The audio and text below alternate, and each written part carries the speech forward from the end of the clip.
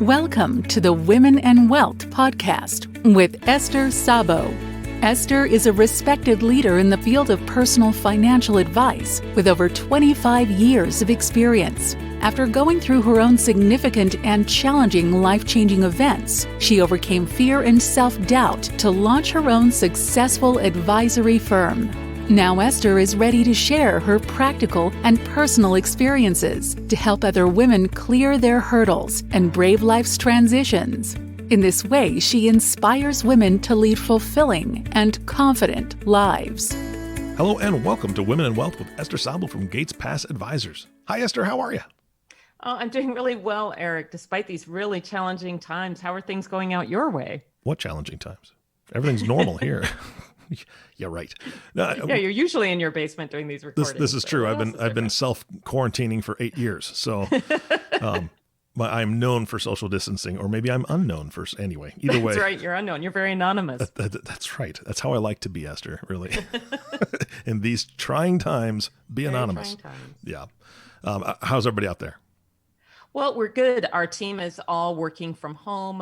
We also have a remote team that works from home as well. So we're all over the country, and it's really interesting as we get together. We do a weekly meeting with each other and what's happening in your state. We're in 4 different states. Mm-hmm. So we talk about what the rules in your state, but all of us are kind of dealing with the same thing, sheltering in place, how to stay healthy and well. Some, like Eric, has my employee, Eric, or Gates Pass employee, has a 2-year-old son that they're navigating, caring for him as well as doing their work. And others have older children at home. And it's just interesting. We're all supporting one another. Yeah, absolutely. And so I love the topic of today's podcast, which is 3 tips to navigate challenging times. I think it's timely. So I'm excited to hear what you have to say.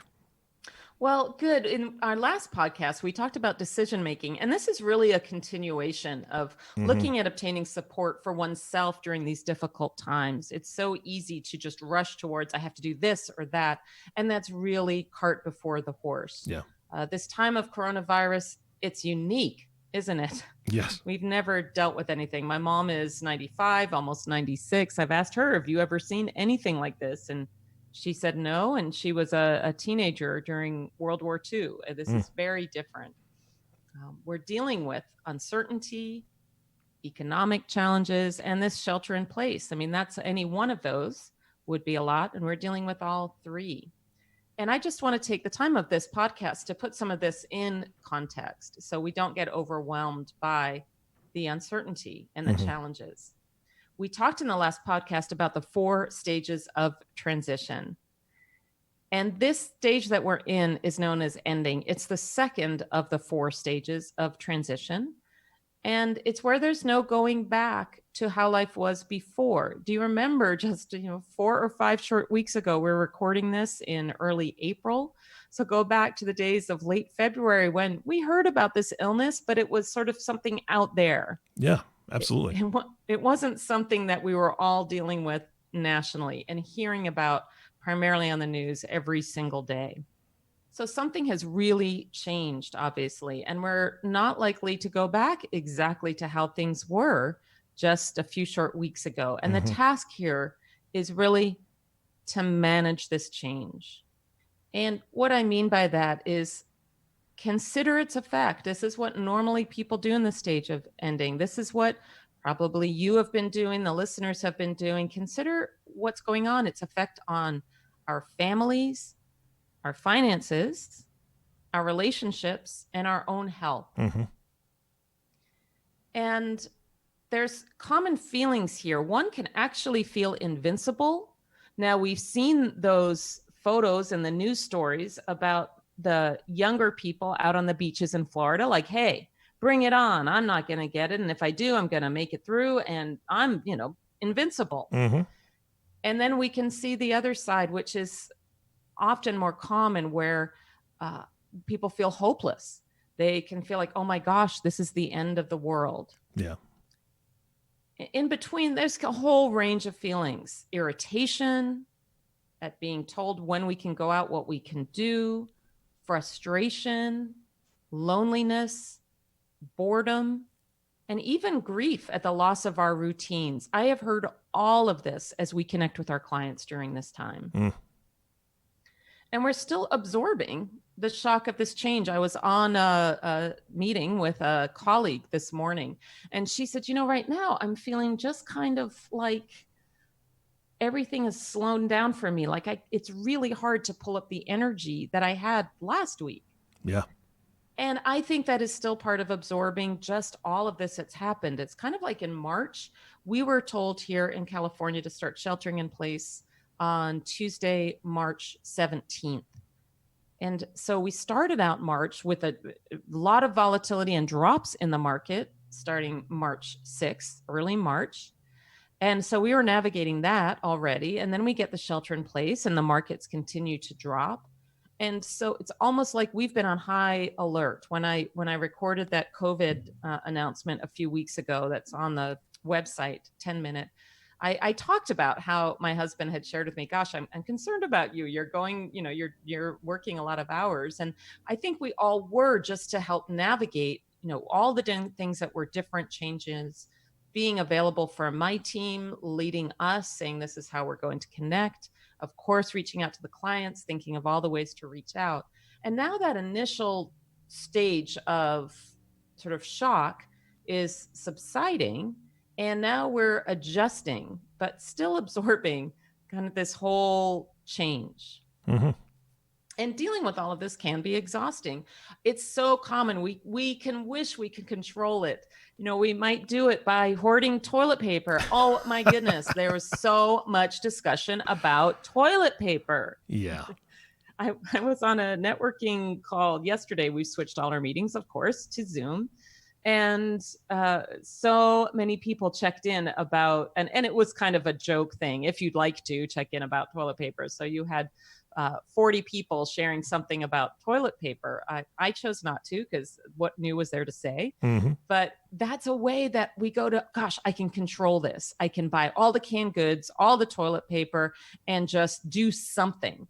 Or we might be tempted to change our asset allocation, move to cash, get out of the way. Mm-hmm.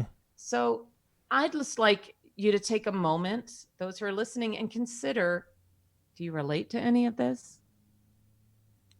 Does any of this sound like feelings that you're having, or ways that you might be dealing with this? Good question. And the good news is that this is normal. All of this is normal. COVID-19, not normal. But the ways that we as human beings respond to it, and within the context of the stages of transition, it's very understandable.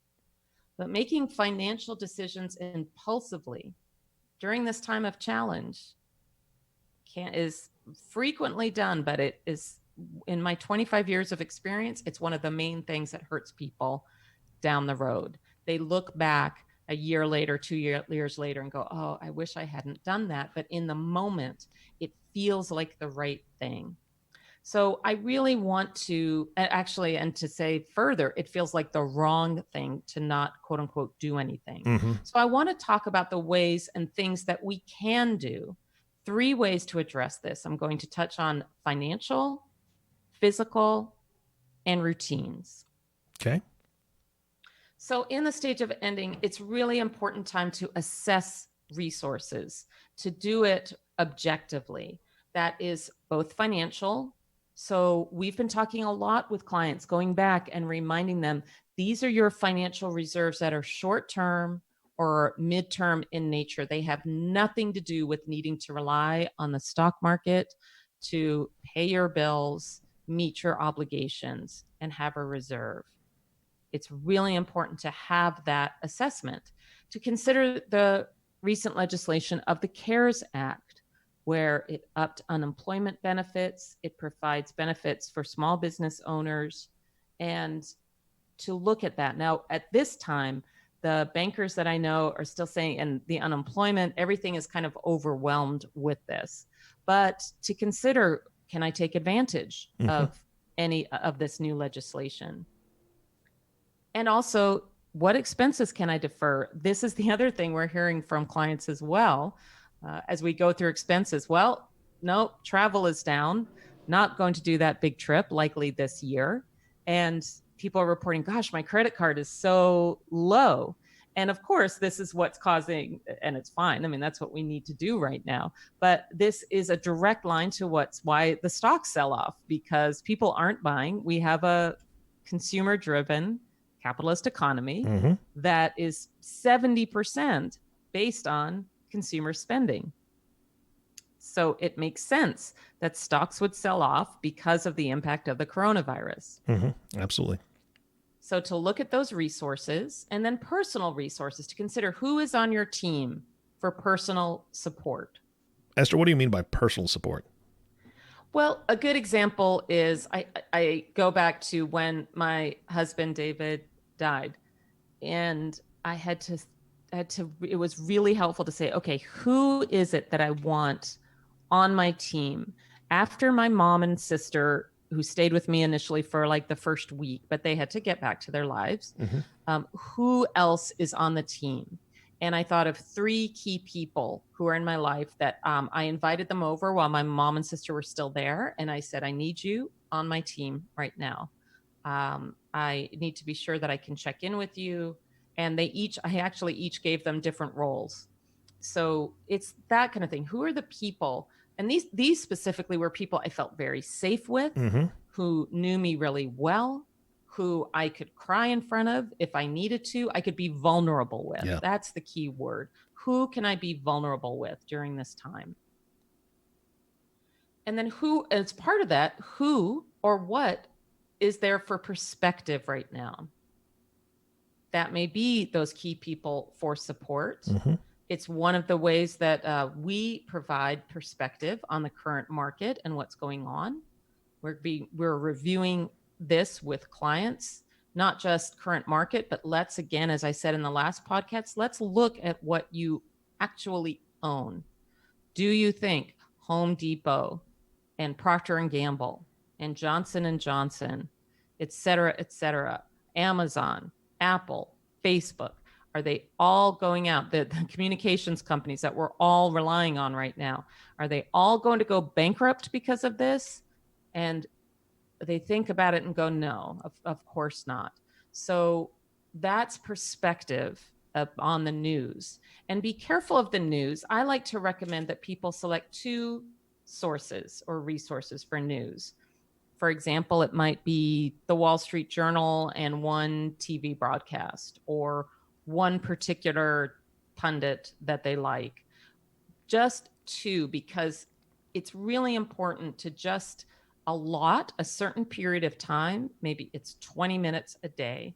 People are really liking the news broadcasts that Governor Cuomo is doing out of New York. A lot of people, regardless of party affiliation, are appreciating hearing his approach. What are they doing? What's happening?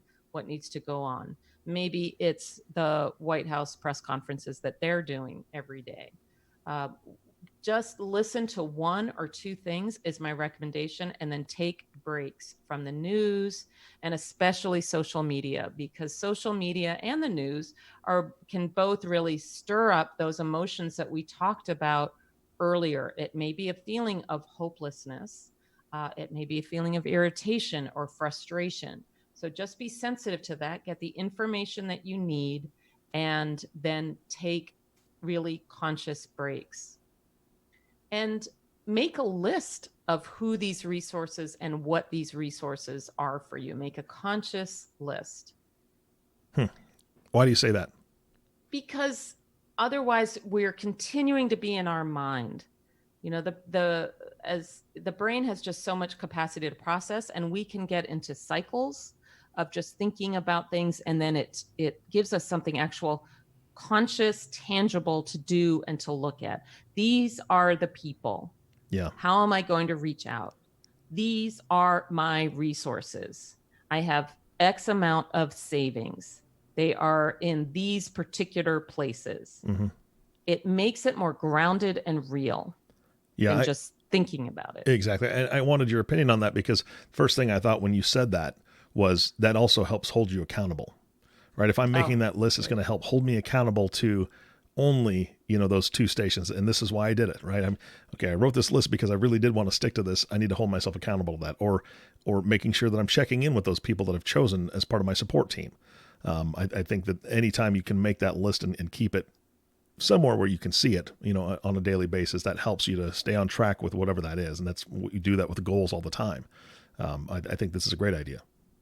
Yeah. And I think also having it perhaps in a notebook that you like, because more ideas will come, more thoughts will come. Oh yeah, there's this person or that person added. I find this, I do this as part of my regular work, but even more now when there's just so many different things that we're attending to, I keep my book with me and go, oh yeah, I want to take care of that. Or when there's this meeting, I want to address that. It's just really good as a gathering place for your thoughts and ideas. And it will really help with when we get to the third point on maintaining a routine. So I'm actually going to skip and go right to that for right now. Okay. Because it's very important during these times when our routines are disrupted. That is what happens during the stage of ending. Our normal routines are different, whether that be where you used to commuting, where you used to going to lunch in a particular place every day, where you used to seeing your grandkids and taking care of them. So many different things have changed. And so it's important to wake up or go to sleep the night before and think about, what do I want to accomplish today?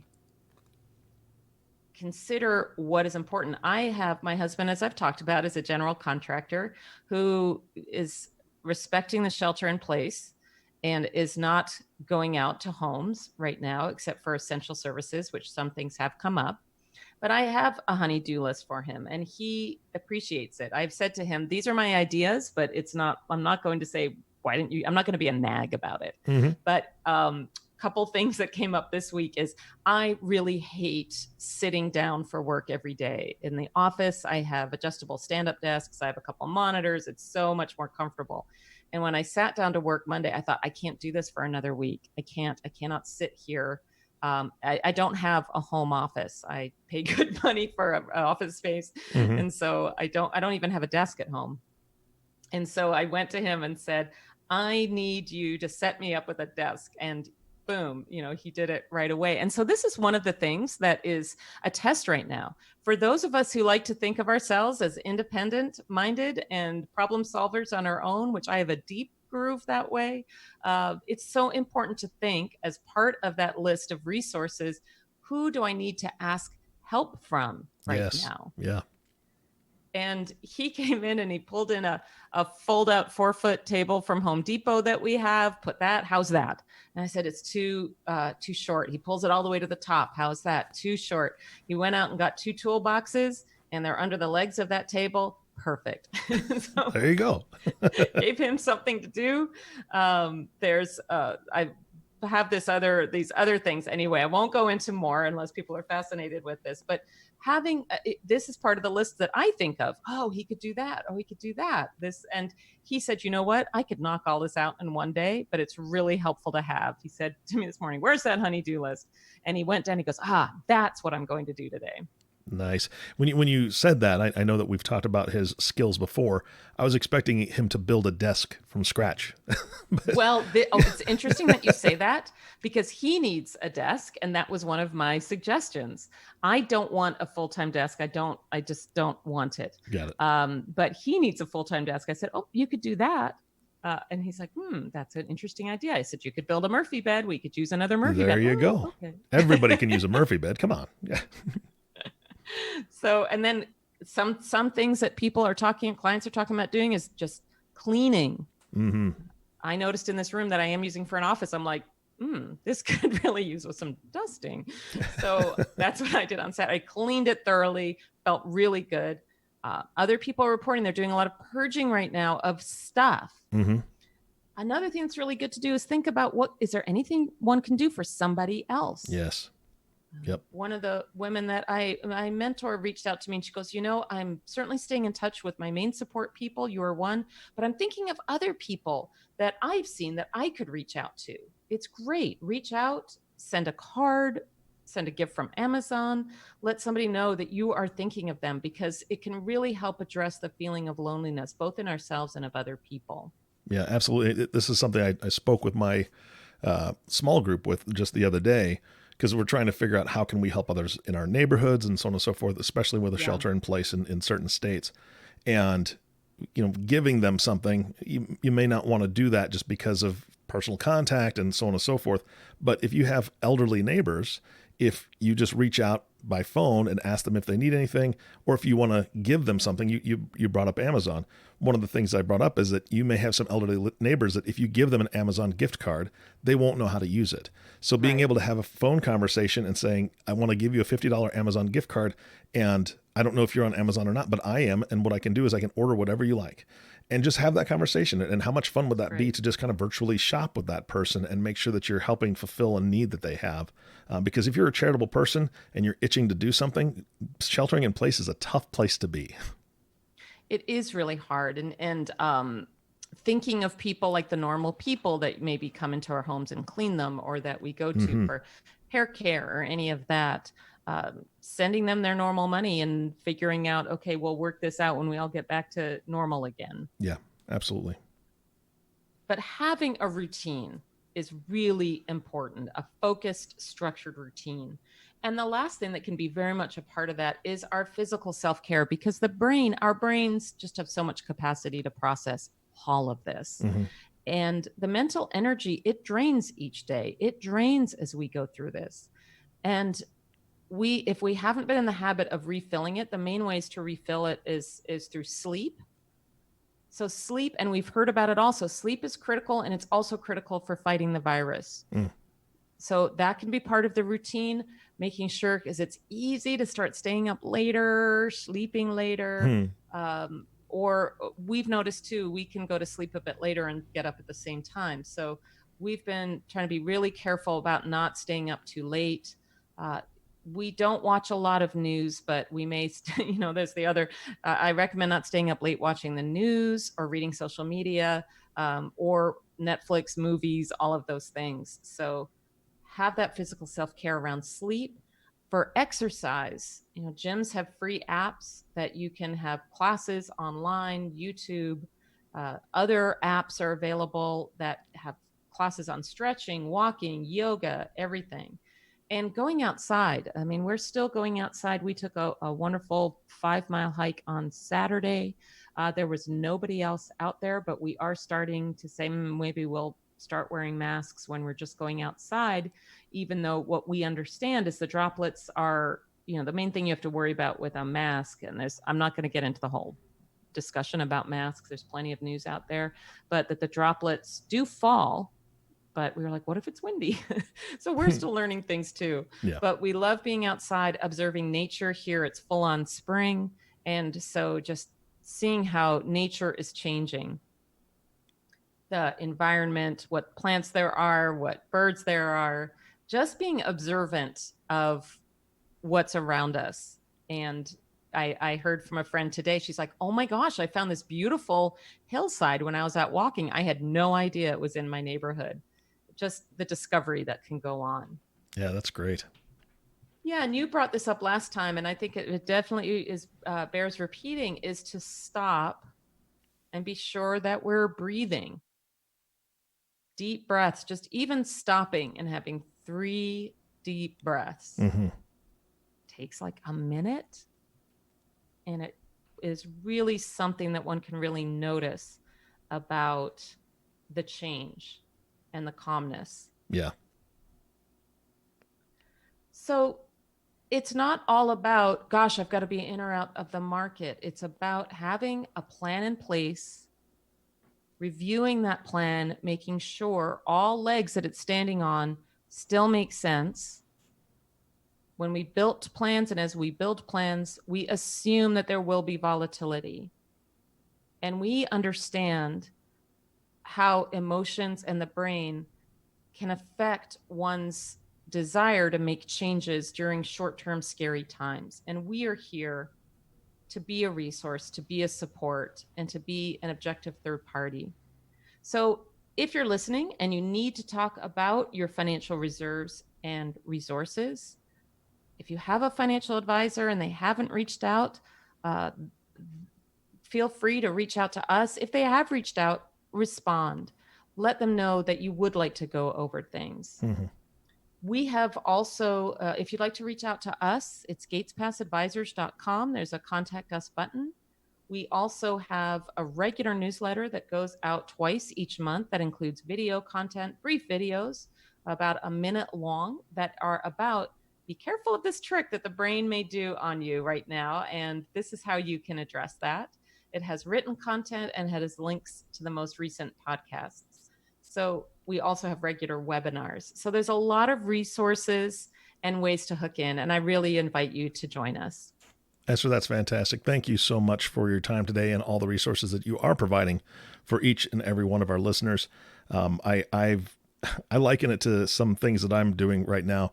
I don't have a lot of time that's extra because I normally work from home, right? However, I am going to try to start taking some time and just blocking it off. And I'm a big believer in blocking time on your calendar to learn something new. One thing that I've been putting off for quite some time is the guitar. I really wanted to learn the guitar for the last 2 decades. And, this seems like a good time, to start to pick it up and maybe learn something. Or I've signed up, and I'm not endorsing this because I haven't even really dove into it yet. But a lot of people have seen the master classes that have been advertised on YouTube and things. I signed up because I'm very interested. The one that really hooked me in was the Texas Pit Barbecue class. So when I can, get some good barbecue and just get out there and cook again, then I'll be very, very happy to do that and learn some things. So for those that like to do problem solving, I think learning is a wonderful opportunity. And for those that just want to understand finances and understand the times we're living in a little bit better, you providing all those resources is great. So thanks again for doing that. Oh, you're welcome. And I look forward to Texas Pit Barbecue. Absolutely. I think that's a great idea. Absolutely. And to you, the listener, I want to thank you for listening to the Women in Wealth podcast with Esther Szabo. If you have not subscribed to the podcast yet, please click the subscribe now button below. This way, when Esther comes out with a new podcast, it'll show up directly on your listening device. This makes it much easier to share these podcasts with your friends and family. Again, thanks so much for listening today. For everyone at Gates Pass Advisors, this is Eric Johnson reminding you to live your best day every day. And we'll see you next time. Thank you for listening to the Women and Wealth podcast. Be sure to subscribe to the podcast so you receive notifications of new podcasts as they become available. Check out the website at www.gatespassadvisors.com for more information. This content is developed from sources believed to be providing accurate information. The information in this material is not intended as tax or legal advice. Please consult legal or tax professionals for specific information regarding your individual situation. The opinions expressed and material provided are for general information and should not be considered a solicitation for the purchase or sale of any security.